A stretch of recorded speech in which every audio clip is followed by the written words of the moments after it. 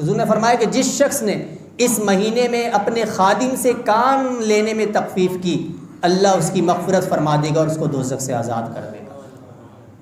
اس طرف توجہ کریں، خادم سے کام لینا۔ خادم وہ نہیں جو مسجدوں کے خادم، بہرحال ہمیں مسجد کے خادم سے بھی کم ہی لینا چاہیے، رمضان کے مہینے میں ہاتھ بٹا دینا چاہیے۔ مسجد کے خادم نہیں، جہاں کے بھی خادم ہوں، یہ تو وہ بہرحال وہ غلاموں کا بھی معاملہ تھا کہ اپنے غلام سے کام لے، لیکن موجودہ دور کے اندر ہمارے جو بھی ماتحت ہے، کام کرتا ہے، کام اس سے آپ ضرور لیں، لیکن تخفیف کریں۔ یہ نہیں کہ رمضان کے مہینے میں آپ ان کے اور گھنٹے بڑھا دیں۔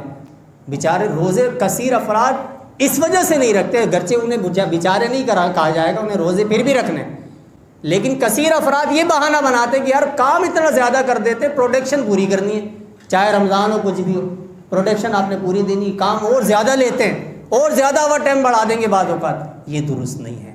آپ کو تو تخفیف کرنا چاہیے کہ آپ اپنے تاکہ لوگوں کے لیے روزہ رکھنا آسان ہو، ان کے لیے روزہ گزارنا آسان ہو، تخفیف کریں، لوگوں کے لیے آسانیاں پیدا کریں، اتنی مشکلات پیدا نہ کر دیں کہ اس کے لیے روزہ گزارنا مشکل ہو جائے۔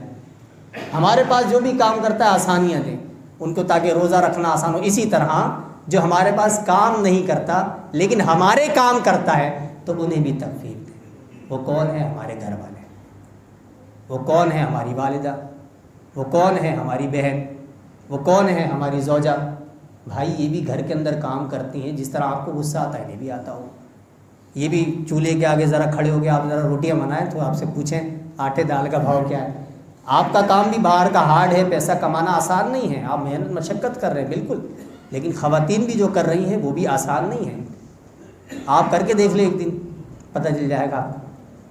تو اس لیے جو سلطان رائے بن جاتے ہیں نا گھر آ کے، پسند کے پکوڑے نہیں بنے، پسند کے سموسے نہیں بنے، پسند کا فروٹ سامنے نہیں ہے، پسند کا چاٹ مسالہ نہیں ڈلا، یہ ناک منہ جو چڑھاتے ہیں گھر والوں کو، یہ درست نہیں ہے۔ غصہ آ جاتا ہے لیکن ہمیں کنٹرول کرنا چاہیے۔ ان کو بھی تخفیف دیں، ان کو بھی سہولت دیں، ان کو بھی آسانیاں دیں۔ بھائی یہ بھی انسان ہے اور ان کا شکر بھی ادا کریں۔